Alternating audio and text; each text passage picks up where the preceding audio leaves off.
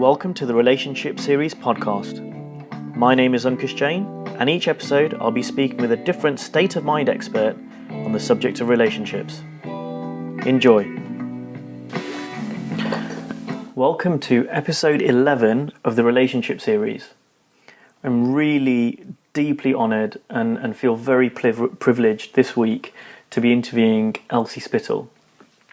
Elsie is an internationally recognised trainer and consultant for nearly 4 decades, and she had a training directly from a gentleman who some of you will know, Sydney Banks, who she knew prior to his enlightenment experience. And she travelled with him, addressed mental health practitioners, educators, and she's had a whole host of experience in the corporate world, as well as in community relations, juvenile justice, and so on. Elsie seems to have done many things. Welcome, Elsie. Thank you, Ankush. I'm just delighted to be a part of this series, and I thank you for inviting me. Oh, the pleasure is all ours, certainly. I just want to relay a little story of I met Elsie, or I saw Elsie originally last year at a conference in London, and there were a number of speakers at this conference, and I hadn't met you before, I hadn't heard anything by you, but I remember there's a certain way that you speak, and I just listened for an hour and I just felt amazing. And it was then that I thought I really need to spend more time with you, and I'd love to learn some more from you. And I was very fortunate to spend some days at a training you did in Colchester earlier this year. And I have to say, you have a very unique way of connecting with every single person that was in the room.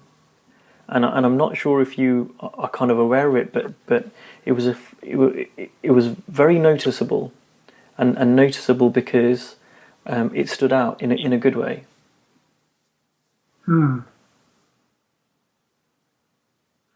Well, that's really interesting, Ankush, because I've had a colleague say to me, he's called that unconscious competence.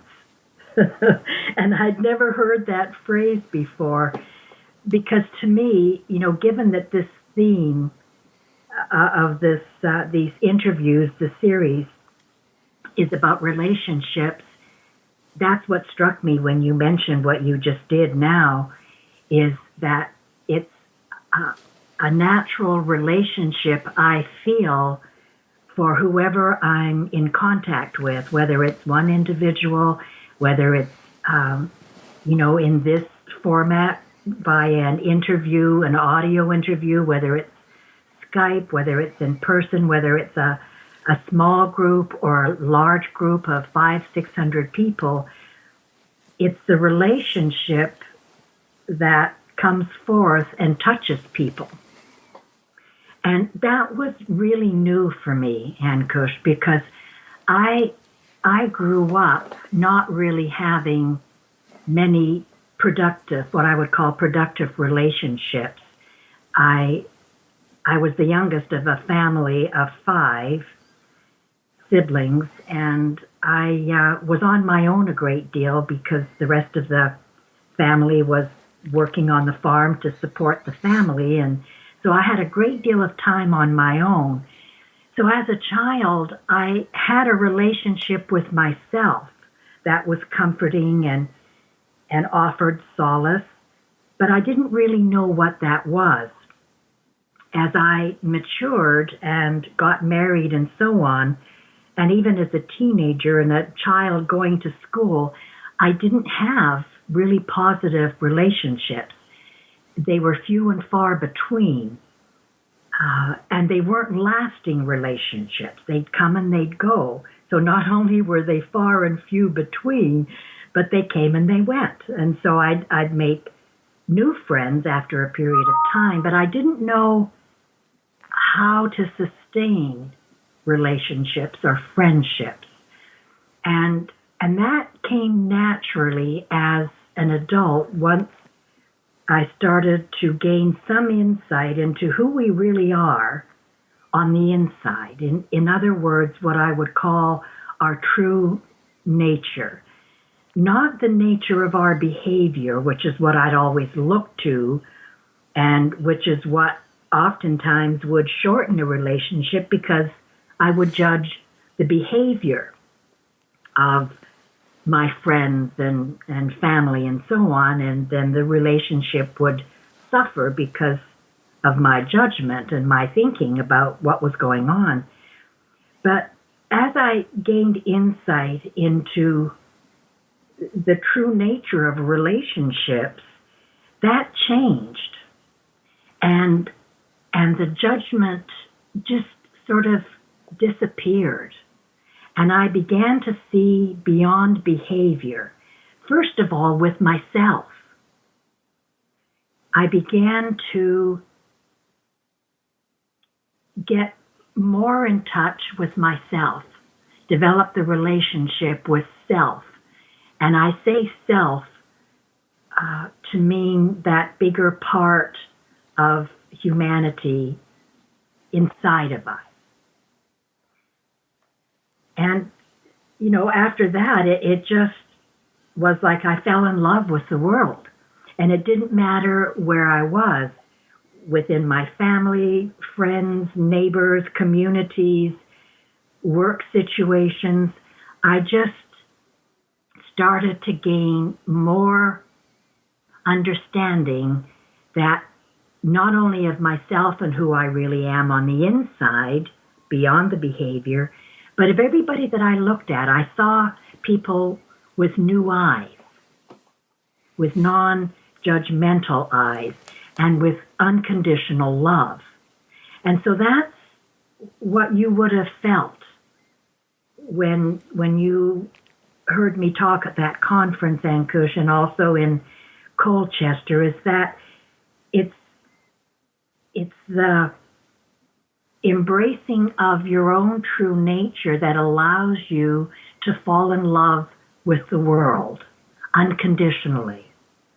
And that's what will continue to drive the quality of relationships and enhance any relationship, even in regard to people that I didn't get along with for years, but I would have some understanding as I matured and, as I said, as I gained some insight, I would have some understanding, and I took their behavior less personally and I judged them less, but I still didn't have a feeling of unconditional love for them until about 3 years ago at a conference in London, where, again, insight unfolded for me, and I felt a deeper regard for humanity as a whole.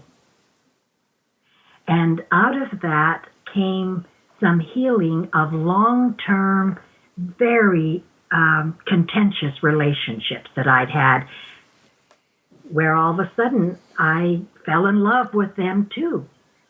And it wasn't anything that I did deliberately, like I never ever said to myself, okay, I'm going to love these people now because I've gained insight, I've gained understanding. There was this natural unfolding of love from within that just transferred to people that I'd had poor relationships with. And after, I don't know, maybe 35 or 38 years of a contentious relationship, all of a sudden there was this new feeling of regard for them. I would never have thought that was possible. Elsie, I'm listening to you, and I'm really curious about some of the early insights that you had, which started you off on this path to enable you to have such amazing relationships. Well, the first insight I had showed me directly that there was something insightful inside of me Now, to some folks, the word insight might mean different things. I'd never even had knowledge of what that word meant. My life was so narrow, the focus was so narrow. The focus was primarily on what's wrong with my life. So the word insight was just unfamiliar to me until I had the experience of an aha moment. And that's what showed me that there was something beyond my own behavior, that there was something powerful inside of me that moved me to tears, because it was a feeling of love for me. For the first time in my life, that I felt love for myself, because I'd always felt I was unworthy of love.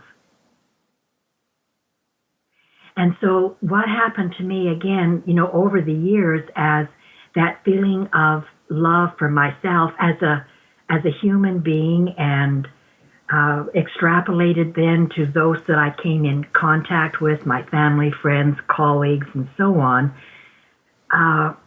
But the line in the sand was with people that I would have had a long-term unhealthy relationship with. It was like, okay, I can see that there's a certain degree where I can find love for people. But after that, these long-term unhealthy relationships, there's no way they can be mended. And I had come to accept that that's just the way of life, and so be it. I was brought up that way. I saw my own parents and my siblings have long-term unhealthy relationships with, their family, neighbors, so on. And so that was normal to me. That was normal. So to consider that a long-term, long-held beliefs of what was wrong with someone could be surpassed with love, I didn't think it was possible. It just didn't even come into my consciousness until it was there. Now, Ankush, I can't tell you what it was. I can't tell you what I heard.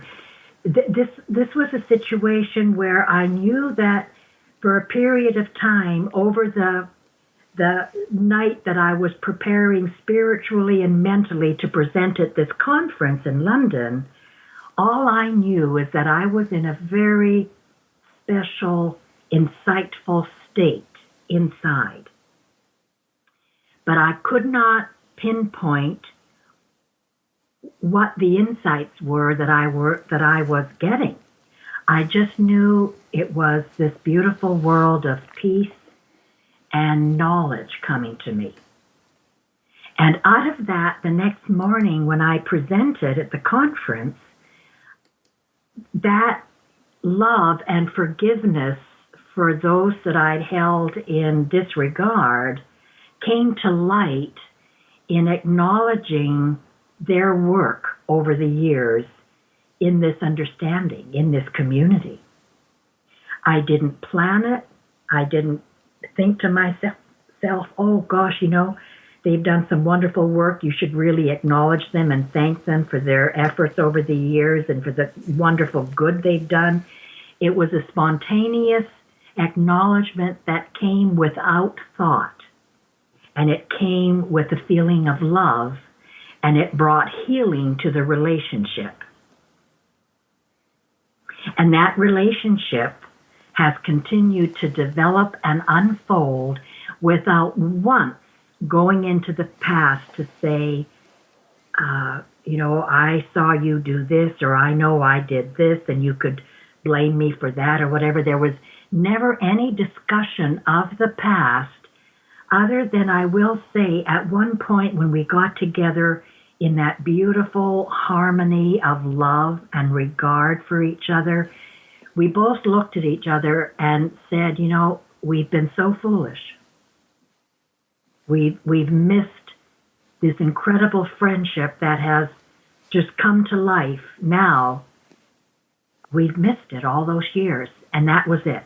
And from that moment on, we just, the relationship flourished, and it continues to flourish to this day, where we feel we're family. I felt that with my mother-in-law. You know, you hear these funny stories about mother-in-laws or father-in-laws or whatever, you know, the in-laws. And I also had a long-term unhealthy relationship with my mother-in-law, and she with me. I felt, duty-bound to invite her to our home when we moved back to Salt Spring Island, and to do my duty because she was my husband's mother, and she has passed away now. But in the 3 years before she passed away, again, something happened, and our unhealthy relationship dissolved. And there was a moment in time where, without planning it, I just was moved from a place of judgment to a place of love. And I fell in love with my mother-in-law, and she fell in love with me. Because as long as I held beliefs in my mind about what she had done and how she hadn't accepted me, and on and on and on, those rigidly held beliefs covered up the natural love we have inside of us, the natural love that is who we really are and is our default setting, and is where true relationships are born. And so as long as I entertained and kept reminding myself of what she'd done to me over the years and so on and so forth, that was the feeling that was between us. And the same with her. She was using her ability to create her experience in the same way. She was thinking similar thoughts, and so her experience of me was based on that unhealthy thinking.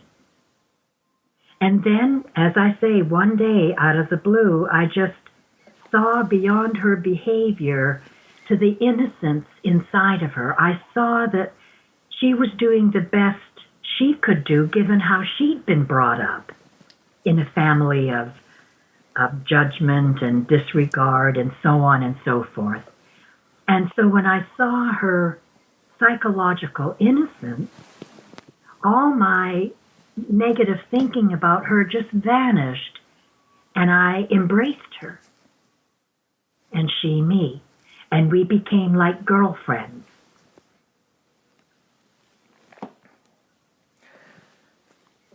I'm listening, Elsie, and it's I'm just reminded about how so many situations that we have. I know this is true for me, where I think it's so unique to me, is actually so universal. Yes. And I'm sure many of I'm not married, so I don't have a mother-in-law, but I'm sure many of our listeners can really relate to that. I'm quite curious, Elsie, is because I know you've done work with couples, and couples come to you and spend some time with you. When couples do, I know you don't prescribe or teach in a traditional sense, but what do you try and point couples to improve their relationship? I point to their own inner wisdom. I point to their true nature, because love is an expression of our true nature. You know, I said just a moment ago that that pure love is our default setting. It's pure well-being. And we cover that well-being with faulty thinking, erroneous thinking, and we create a belief system that then starts to protect that thinking. But there's a feeling attached to that kind of unhealthy thinking. And all it takes is one insight that shows you and allows you to feel that well-being inside, that default setting of love.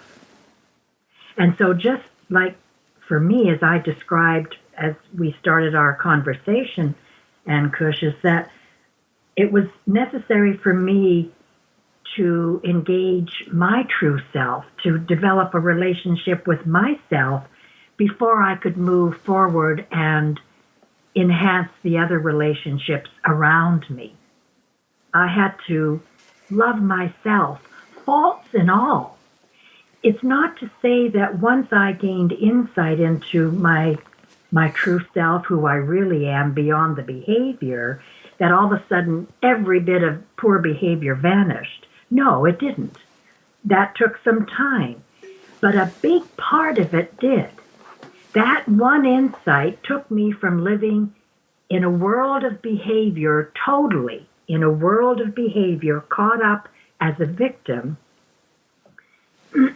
That one insight took me to experiencing what it's like to live from the inside out. And once you have one little insight and one little experience of what that's like, you'll never forget it, and you'll never go back. You may visit living in the outside world again and getting caught up by your faulty thinking and so on, but you'll always have that experience of what it was like to live in your natural default setting of love, what that felt like. And so when couples come, I go home, what I call home. I go inside as quickly and as best as I can because I know it's there. You know, I've had so much experience over the years of seeing the unbelievable wisdom that comes and the guidance that comes from living from the inside out, that when I'm called upon to serve, I almost always go back inside to what I call home, our default setting. And out of that comes a feeling that helps whoever I'm around relax. And when they relax, they often think they're relaxing because of me.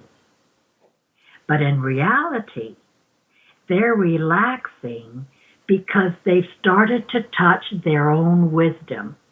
They've started to touch their own default setting. It's that easy. And once they start to get that deeper feeling from the inside out, soon the problems that they came to me with aren't problems anymore. You know, they don't look as serious. They're able to sort of set them aside, even if they think it's just for a period of time. Okay, like we're having such a nice feeling together as a couple, and they may say to me, you know, we haven't felt this for such a long time. We've forgotten what it's like to be in love again. And I'll suggest to them that, you know, out of that feeling will come guidance on how to have that feeling more of the time, because it's who we already are. And so they'll say, well, you know, that's really nice and we like that. but, you know, what about these problems that we have? And I'll suggest just set them aside for now. Just tuck them over there. You can always pick them up later if you want, but just tuck them over there for now. And they're happy to do that because they're in a different state of mind. And they're liking that feeling of falling in love with each other again. And that's what happened for Ken and me, is we've been married now 51 years. And I love that man more every day. The love is this deep feeling of respect, companionship, just such a feeling of oneness with him that, you know, there hardly seems a separation between us.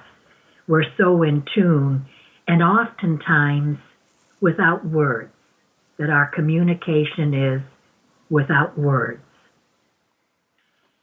Now, I'll say that it's not always like that. There are still moments of, a little ouch here and there, but it's so incidental and so unimportant, a little pinprick, that it's kind of a reminder of, oh gosh, that pinprick used to be an explosion of negativity that we would entertain and get involved in and use against each other. And so that pinprick is like a healthy reminder of, oh my word, we used to live there all the time. And now it's almost this invisible pinprick. And it allows, this feeling of love, unconditional love, allows newness to come into both of us, so that he's not the same man he was a year ago, and he tells me I'm not the same woman I was a year ago, that we continue to evolve and change, and we find that change fascinating because it helps reinforce that this inside-out living is infinite. And that's a ball. We're having a ball. We're having the best time in our life. And Ken is 70, I'm 69. We have never enjoyed our life more than right now. And that's saying something because, again, I saw my family and parents who didn't live that way. They lived more together out of duty, and that's what you did.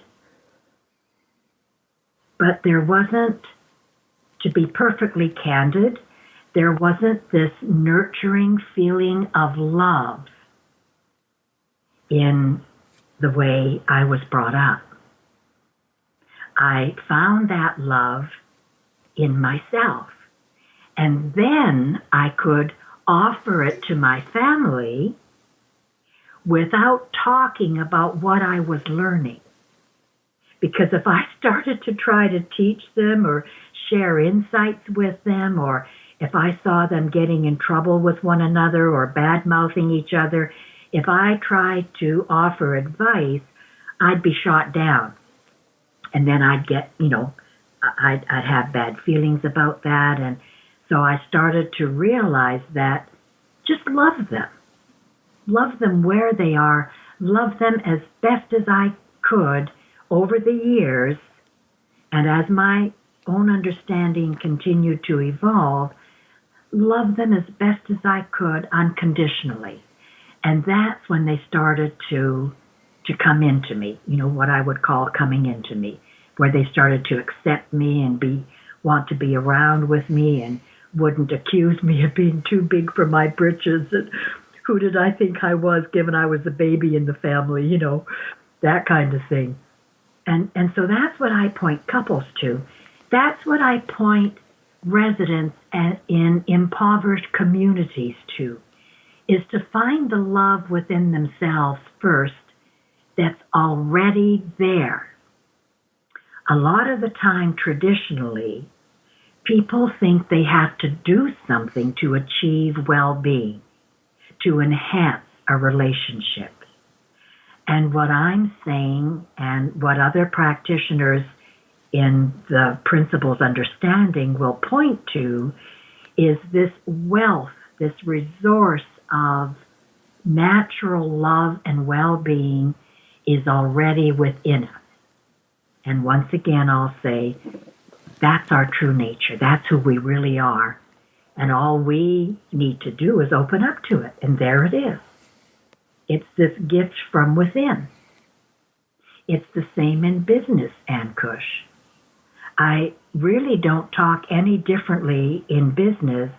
I may talk about love as rapport, unconditional rapport, in regard to developing leadership, in regard to team development. in regard to maybe some contentious relationships between supervisors and employees. I don't look to what's wrong in the relationship, which is what they offer to me. Sometimes they're mandated to seek counsel or to seek coaching from me, and so they present what's wrong with them.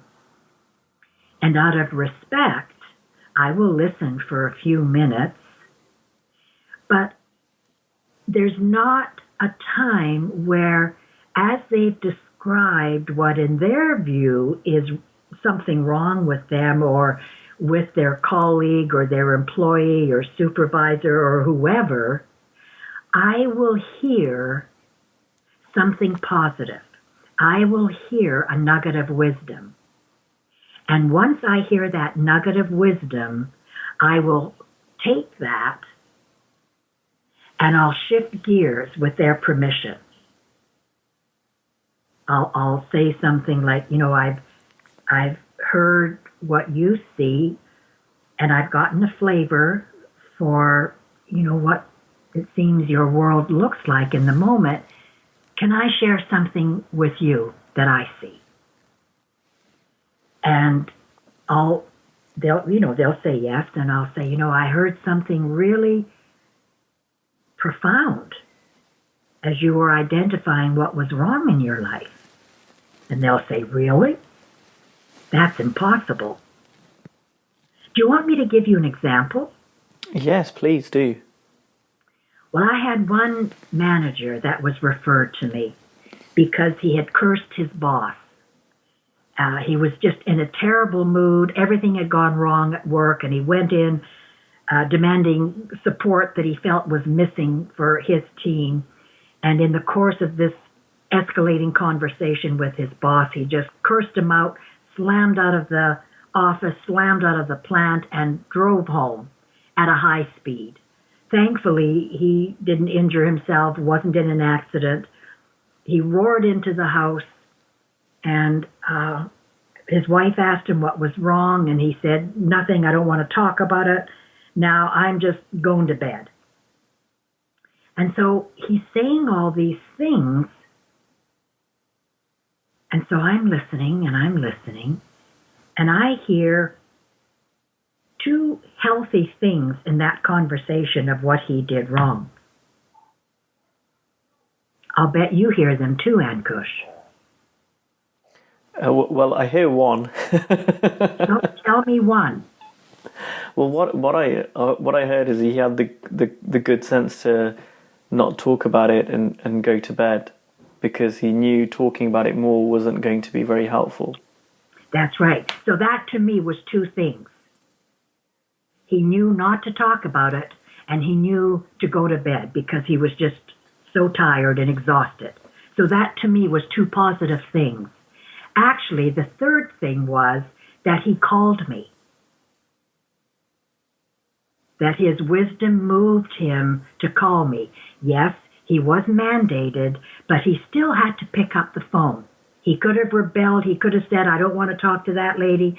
I'll go somewhere else. I don't want to talk to her. But for whatever reason, he felt drawn to talking to me. So there were three positive things in that conversation of what was wrong with him.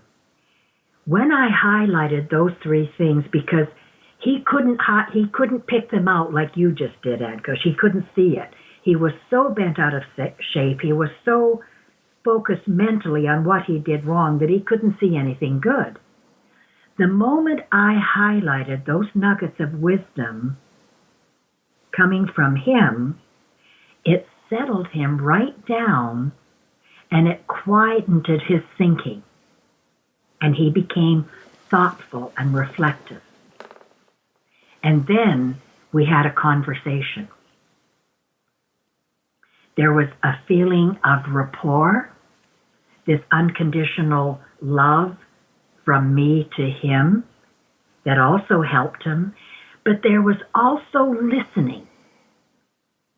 This would be the second thing that I would point out is essential in enhancing relationships, is this deep listening beyond behavior, beyond what's wrong, to hearing this kernel of truth, nugget of wisdom.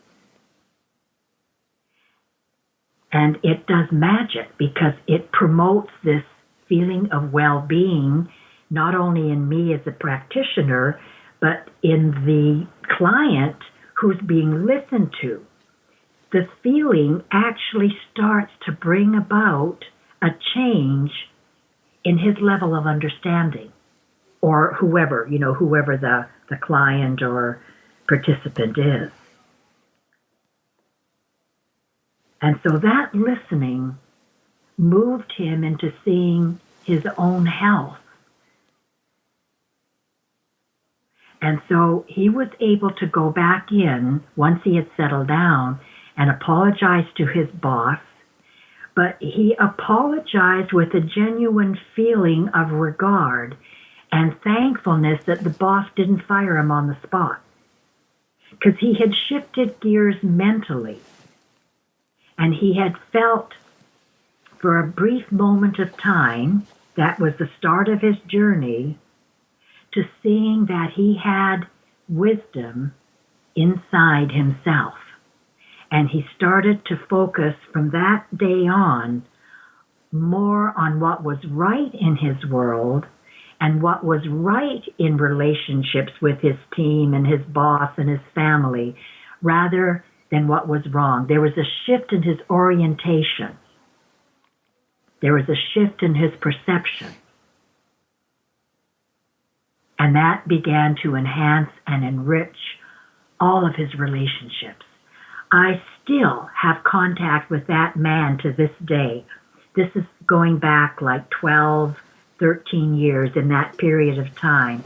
And every now and then he still calls me. He's still working at the same plant. He's now been promoted to, the head of a division.